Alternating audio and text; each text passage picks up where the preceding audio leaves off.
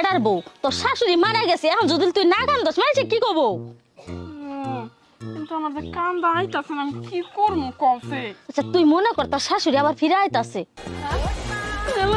আমার সত্যি যাচ্ছে, কান্দা আইতাছে। না ফাঁকাই দিস না, তোর শাশুড়ি তোকে যেই পরিমাণের ভালোবাসতো এই ভালোবাসা কি আর ভোলা যায়? ভুলা না যায়, ঢাকা তো যায় মনে হয়। তাই বিতি তোর না আজকে পরীক্ষার রেজাল্ট দিছে? হ্যাঁ দিছে তাও ও অঙ্কে কত পাইছস রে? এই বিথি ভাত খাই যা হ্যাঁ 12 এত টাকা পয়সা খরচ করে তুমি অঙ্কের মধ্যে 12 পাইছো, এখন নাম্বার হইলো?